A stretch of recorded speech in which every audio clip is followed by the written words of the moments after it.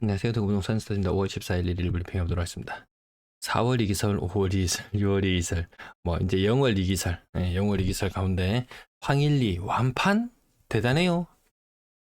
자, 황일리, 자, 1순위 경쟁률 나왔는데요. 151명 지원, 151대 1 아닙니다. 146세대 모집에 151세대가 지원했어요. 기타 지역도 제법 됩니다. 기타 지역도 제법 돼요. 이 기타 지역 사람한테 양보해주면 안 될까요? 그러면 대구로 부가 몰려오는 편 아닌가요? 아, 기타 지역도 제법 지원합니다. 이거 지원하면요, 1단지, 2단지 두 개 청약 인정하면 뭐 상품권 10만원 준다라든지 홍보글도 있고 온갖 글들이 난무하고 있습니다. 지금 이 시장 분위기에서 1대1이 완판이 될까요? 한 10대1 정도 돼야지 완판되는 그런 시장 분위기거든요. 이거 봐라, 대단하지 않냐? 라고 이야기하시는 분들이 있는데, 그런 분들에게 자, 양보합니다. 자, 인구 줄어드는 문제 이렇게 말씀을 드려왔는데요. 인구를 지켜내야 될 골든타임은 지나버렸고, 2016년 대구는 집값이 때 무진장 올랐었죠. 오르고 나서 전국적 기준으로 봤을 때 오르고 나서 집값이 계속 오르는 가운데 인구는 급격하게 줄어들더라. 지금 1년에 대구 기준으로 10,000명 정도 태어나고요. 혼인은 8,000 가구가 하고 출생아는 10,000명, 전국 기준으로 한 22만 명 정도 태어나는 분위기라고 하죠. 그때 이 초등학생 줄어드는 거 과거에는 절반으로 줄어드는데 20년이 걸렸다면 지금은 초등학생 수가 절반으로 줄어드는데 10년이 걸립니다. 10년. 이게 왜 심각하냐 이렇게 말씀을 드리면요. 또 다른 뉴스를 하나 가져와 봤어요. 모나미, 문구산업 153, 153의 뜻이 뭐더라? 그때 당시 15원 하는 볼펜을 만들었는데 그게 세 번째 디자인이라고 합니다. 그래서 모나미 153 이렇게 이름이 붙어 있다고 하는데요.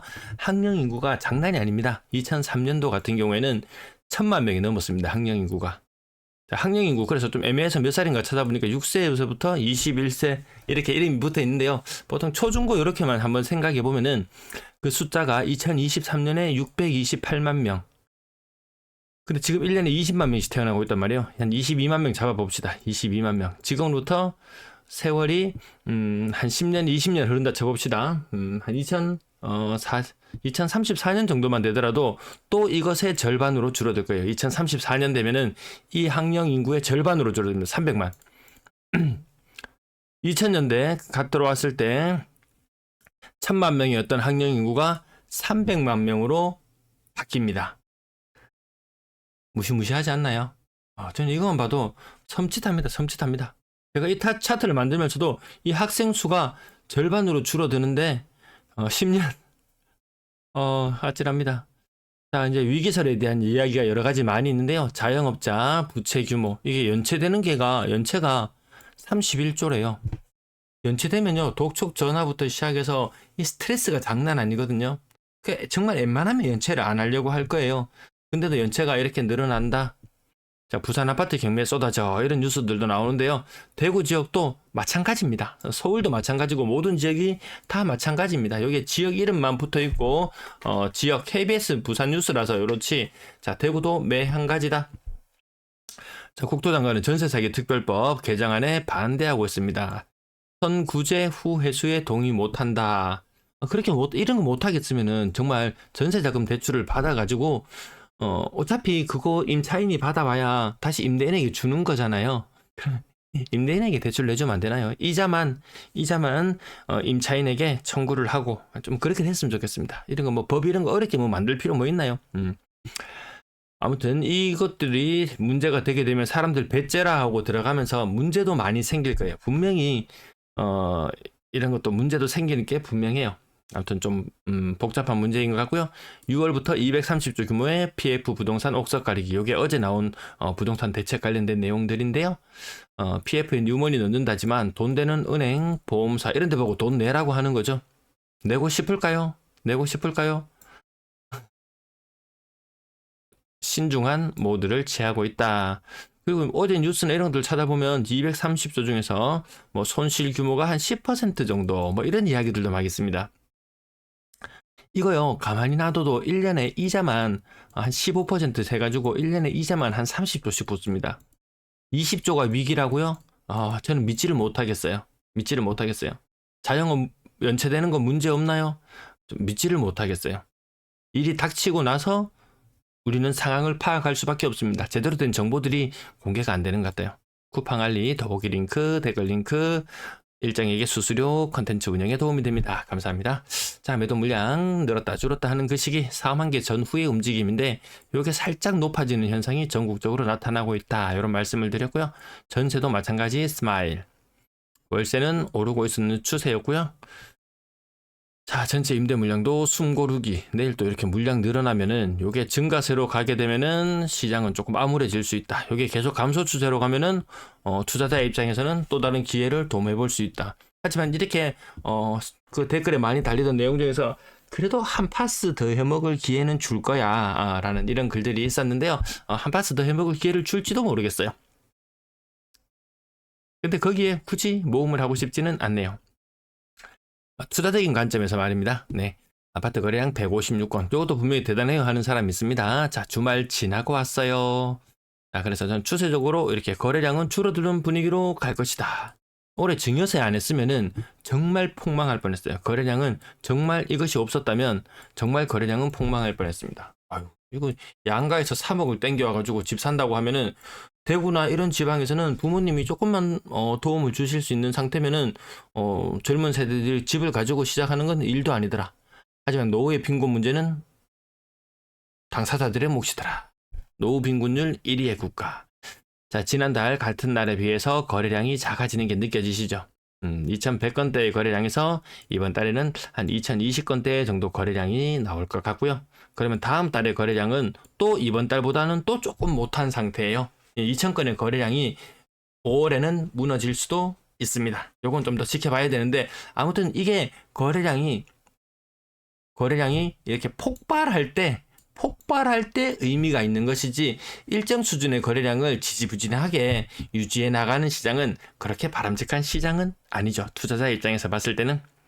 자, 과거의 차트들 한번 돌이켜 볼까요? 자, 19년들 미친 듯이 널뛰기 했고 20년 미쳤고 거래량 미친 듯이 폭발했었고요. 21년 보시면 거래량이 지지부진하게 흘러내리고 저는 이 차트를 그전에 말씀드릴 때 21년 차트하고 비슷하지 않을까 이런 말씀, 요 진한 갈색 선처럼 올해의 거래량이 움직이지 않을까 이렇게 연초부터 예측을 했었죠. 자, 나머지 21, 22, 23 거래량이 지지부진하게 이렇게 치고 나가는 시장이 안 되더라. 자, 실거래 가격도 좀 짚어볼 거예요. 실거래 가격은 아파트 투미 사이트에서 이용해 주시면 되겠습니다. 두산 위브더 제니스 요즘 한 일주일에 한 2건씩 거래가 뜨는 것 같죠? 빌리브 헤리티지 지난 주말에 3건이 거래가 있었던가요? 오늘 1건, 하루 평균 2건씩 거래되고 있는 모습 유효하고요. 빌리브 버머 11억 4천, 부평 11억 4천, 만촌 자이린의 9억 8천, 10억 전후의 가격이면 대구의 탑급. 부산 지역도 웬만한 학군지 해운대 바닷가 이런 쪽 제외하고는 10억이면 거의 탑급입니다. 같이 버머 센트럴 푸르지오 9억의 직거래, 만촌 자이른의 29평 8억 7천, 월드마크 웨스트엔드 거의 한 30% 가까이 빠지는 모습들 보여주고 있고요. 힐스테이트 황금 엘폴에 왜 조용하나 싶었습니다. 리저브, 네.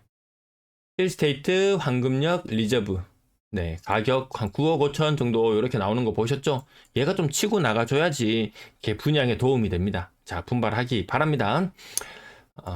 웨이카노 힘 빠지기 웨이카나요. 힐스테이트 황금동은 7억 4천. 황금동이 언제부터 그렇게 대단했던 동네인가요? 갑자기 9억 5천 10억 이런 효과 때문에 사람들이 분양권을 더 사는 것 같아요. 야, 분양가 봐라. 앞으로 분양가 너무 비싸기 때문에 저 가격에는 절대로 못 산다. 지금 한 5억 중반대에 분양권 매물 열려 있는데 차라리 이런 거 사는 게 낫겠다. 대체제로서 이렇게 생각하는 경향도 좀 생기는 것 같습니다. 하지만 자기 자금력이나 이런 것들을 생각해서 조금 신중할 필요는 있는 것 같다. 자, 그 외에 인근 지역들 수성구 지역 거래가 오늘 좀 많았습니다. 수성구 지역만 나중에 따로 떼놓고 보면은 양극화 6억 이상 거래가 많이 부진할 걸로 보였는데 양가로부터 3억 땡겨오면은 한 3억만 구하면 되는데 3억 대출 내는 거 요즘 젊은 사람들도 뭐 대수롭지 않게 생각하죠. 그것을 다 갚아 나가야 될 돈이라고 생각해야 됩니다. 과거 지금 집을 사는 젊은 세대들의 부모님 세대들은 이자만 갚았죠. 돈 막 몇 억씩 빌려갖고 이율 뭐 그때 야 지금 이율이 몇 퍼센트? 뭐 4% 중반? 4% 조금 뭐 중반? 뭐 특례나 이런 여러 가지 이용하면은 3% 아래로 금리로 대출 받죠. 야, 3% 아래 이 금리가 무섭다고? 이거 아무것도 아니야, 이거. 야, 우리 때는 막 6%, 7%, 8% 이때도 집 다 샀어. 이때는 이자만 내던 시절이었어요. 부모님 세대들도 좀 착각하시는 분도 계신데 지금 그때 비해서 금리가 낮아 보이지만 이 착시 현상이죠. 네. 지금 원금과 이자를 함께 갚아 나가던 그런 상황입니다. 기업들도 지금 힘들어하는 곳들 서서히 나오고 있어요. 누가 하나 집에서 삐끗하면은 집을 진기고 있는 게 그게 쉬운 일은 아닐 수가 있습니다. 부채가 많은 상태라면 욕심을 조금만 내려놓으면 아주 조금만 내려놓으면 순탄하죠. 집에 뭐 크고 작은 일들이 있더라도 그렇게 흔들리지 않아도 될 것 같다. 상인화성 파크드림 5억 4천 34%, 힐스테이트 황금동 33%, 그리고 수성 효성 해링턴 플레이스 얘는 약간 특수한 것, 네 거의 40% 가까이. 2차 아이파크 5억 2천, 그리고 1차도 한 건이 있었는데요. 1차 한 건, 네, 조금 내려갈게요. 1차 한 건 4억 8천, 5억 전후의 움직임. 최신축은 6억 정도. 가장 인기 있는 지역의 최신축 기준으로 6억 정도. 인기가 상대적으로 조금 떨어지는 데는 뭐 5억 중반에서 5억 초반까지 가격이 그렇게 형성되는 것 같습니다. 수성 월드 메르디앙 35%, 태양 하이츠 리버뷰, 이것도 수성구는 수성구예요. 예, 직거래로 40%, 38%, 38%, 36%. 가장 안 좋았던 분위기에 2022년과 그렇게 많이 차이 나지 않는다. 자, 가격은 이 정도까지 짚어보고요. 양극화 현상은 피해갈 수 없는 현상이죠. 피해갈 수 없는 현상. 수성구만 짚어놓고 보면요. 20억, 10억대의 아파트, 그리고 5억 밑으로 내려오면 이 가격 거의 40%씩 하락하는 것들 막 쏟아져 나오기도 하고요. 또 그 가격이 이 아래쪽으로 내려오면 또 더 빠집니다. 거의 40% 가까이, 50% 이렇게 하락하는 것들도 나타나는 것이 지금 수성구의 모습이더라. 자, 나머지 부분은 좀 빠르게 지나칠게요. 벌써 방송 시작한 지가 12분이 지났네요. 끝난 거래대금이 다시 3억 3천, 3억 4천 요 정도 수준. 부산은 3억 7천. 자, 거래량이 조금씩 줄어드는 현상. 마치 작년 10월 특례가 끝나고 나서 서서히 줄어드는 느낌과 비슷한 느낌으로 그렇게 흘러가지 않을까 싶습니다. 거래량은 작년 수준까지 나와줬는데 고가격의 아파트들의 거래량 수준은 거기까지 나와주지 않더라. 그나마 조금 좀 제가 생각했던 것보다는 그 증여라는 변수 때문에 조금 더 거래가 있었던 것 같고요. 분양권 거래 1억짜리는 못 사겠다. 하지만 5억짜리는 질러볼만 하겠다. 예, 젊은 세대들 이렇게 지르는 현상들이 있는 것 같습니다. 자, 전세 거래량, 전세 가격 빠지고 월세 가격 빠지고, 뭐 국지적으로 전세 가격이 오르는 지역도 있을 수 있죠. 근데 전체가 시장 건당 거래 대금이나 거래량이나 이런 걸로 거래량 곱하기 거래 대금, 이걸 곱해서 전체 규모, 전체 시장의 규모를 계산해 보면 예전보다 쪼그라들고 있는 건 분명한 것 같습니다. 시청 감사합니다.